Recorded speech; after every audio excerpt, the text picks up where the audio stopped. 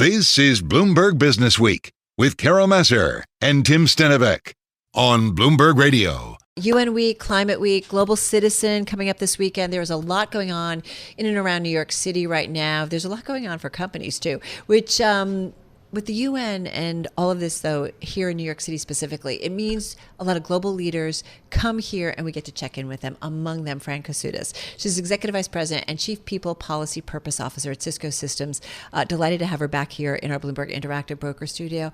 Hello, how are you? Good. It's great to be with you again. It's great to have you here. We have a nice chunk of time, but I want to start with, because as I always like to do, because you are, front seat with what's going on at the company and what's going on in the environment. How would you describe? You've seen you've been at Cisco 27 years? That's correct. Yeah. It's amazing.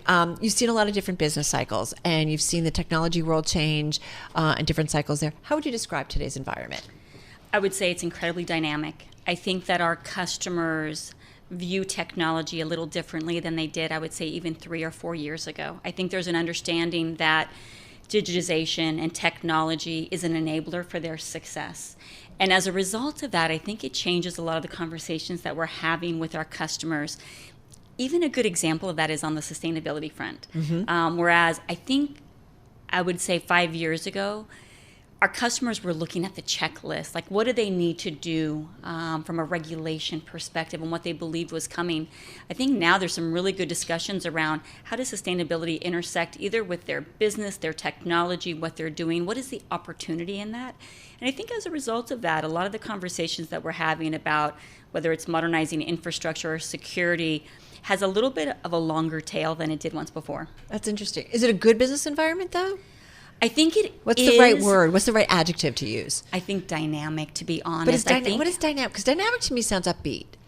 Yeah, I think it is upbeat in that technology is front and center. I think our customers are coming to us and we're coming to them to figure out solutions. And I think as long as we're having those conversations, it makes us better.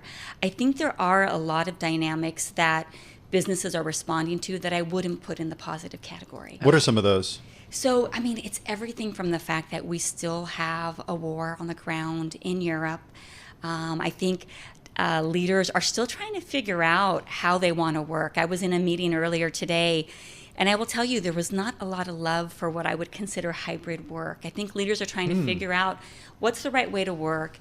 My people want something a little bit different than I do. That's an interesting dynamic as well. Describe that when you say there's not a lot of love. What were you hearing?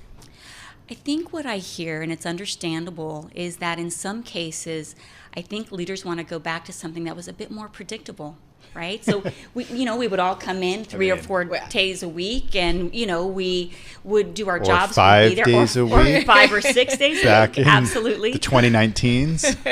And what's interesting is that I think from a business perspective, it would be so much easier if there was a one-size-fits-all. But the truth of the matter with work is that depending on your job, depending on where you work, who you work with, there's so many different flavors. And I think that's an example of a dynamic that leaders are having to deal with and really think through what makes the most sense. Fran, what would you tell leaders? Because, and correct me if I'm wrong, but Cisco's been doing hybrid and people have a lot of flexibility for pre-pandemic for years.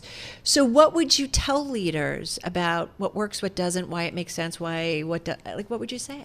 I would tell leaders to focus on the work, because I think work will guide on how we need to come together. But I would also tell leaders that I think all of us are now event planners, because I think we have to think about the events that bring our teams together, that build the culture that we need to have to ensure that we have the connections that we need. But I don't think it's a one-size-fits-all. I actually don't think that whatever we create this month may be applicable next month. I think there's just a tad bit more agility in how we work. And as leaders, I think we have to work hard to really understand what does success look like, and do I have key measures that allow me to understand whether or not my teams are doing what we need them to do.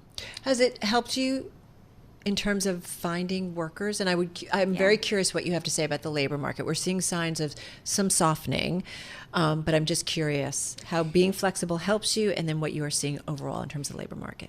It can help you, but you have to be really deliberate with what you want that team environment to look like. So as an example, there are some of our areas from a technology perspective where we want the best of the best, and we're happy with wherever they are in the world. And we have the technology for them to join us via video.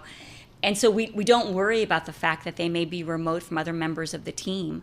But that's a deliberate choice. But I think when you have a level of flexibility, it's just going to allow you to cast a wider net on who you bring into the company. How do you create those spontaneous moments that, those water cooler moments here at Bloomberg, those pantry moments? I mean, Joel Weber, our editor at Bloomberg Businessweek, tells us every week that that's how some article, even a cover story, is the result of just bumping into one of the reporters in the pantry. Or strolling over to somebody's desk, right? Exactly. I think it takes work remotely. And this is the rub. I will tell you, this was a long time ago. I'm going to say 15 or 20 years ago. I remember I created something called the virtual hallway conversation because I had a team that was all over the world. And we would schedule this 10-minute quick sync. And the only rule was we couldn't talk about work for the first few minutes. Because sometimes when we bump each other in the hallway, we just talk about That's how smart. your kids, what are you doing? Yeah. So I guess what I would say is we do have to work hard to create that. When you have flex, it doesn't mean that you don't come in. I think you just have to be really thoughtful when people come in. What is the best use of our time? Would you say there's a little softening of the labor market? It's interesting. I would say that despite the fact that there is some softening, boy, the talent market is still hot in many, many areas. And I look at an area like security as an example. Right. Globally, the belief is still that there are 4 million security roles that are still open and that we can't find the talent for those roles. The other thing that we understand is about half of those roles. Would you say you have roles that are open that you... I would say that we're always looking for amazing talent, but I think around the world, there's some struggle getting to people that have some of the skills. On the security side, about half of those roles are more entry level. And so for us, what that means is there's such an opportunity to train up talent and really help them get the skills that get them started. How do you train up that talent earlier in their careers, earlier in their lives? I mean, where does this start within our education system? It's interesting because if you look at the U.S., President Biden, I think about 9 months ago, convened a group of leaders together against the backdrop of security. And the approach that the team was taking was to look at what are the security skills that everyone needs to have? What are the security skills that only many need to have, and then a few? Right. And so when you get to the few, you are talking about your chief security officers, the top of the top. But for all, what you're talking about is maybe we need to start to teach our students in elementary school about passwords and how to be secure. And so Absolutely. I think it could start really early, to be honest. And then I think the other thing that I would say is when I look at Cisco and other tech companies, we used to spend a lot of time at high schools. And now we're taking that down to elementary school as well. So I do think we need to start earlier and earlier, and especially for girls. That is fascinating. Hey, listen, we've got about a minute and a half left here. You guys at Cisco, you've had ESG initiatives and missions and goals for a long time. Remind us a little bit about the impact that has had on the company financially and just overall in terms of the cultural environment. The impact is significant. So it was about 3 years ago that we created our new purpose to power an inclusive future for all. And that really started to guide everything that we do across the company. From a sustainability perspective, we launched about a year ago our net zero goals for Scope 1 and Scope 2, which is 2025, Scope 3, which is 2040. We now have an SBTI approved plan, which basically means that we have a scientific plan that has been reviewed and approved. I say all of this because I think that inclusive future means we need to have a livable planet. That inclusive future means we need to have really good people practices within the company and to influence communities more broadly, and that we're doing everything we can from a digital divide perspective. I do think, Carol, that how we focus on sustainability will be an amazing business for Cisco too. So as an example, some of our technology now is so much more energy efficient with higher bandwidth, like our Silicon One products.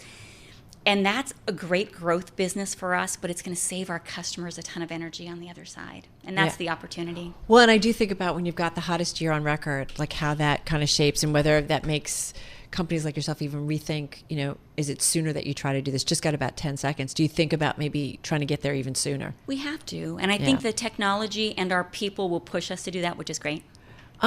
I know you're going to be involved in Global Citizen. You guys always are. It's this weekend. I'm so grateful for you finding time for us. Thank you. Thank you. Fran Katsoudas, she's Executive VP, Chief People, Policy, Purpose Officer at Cisco Systems here in studio.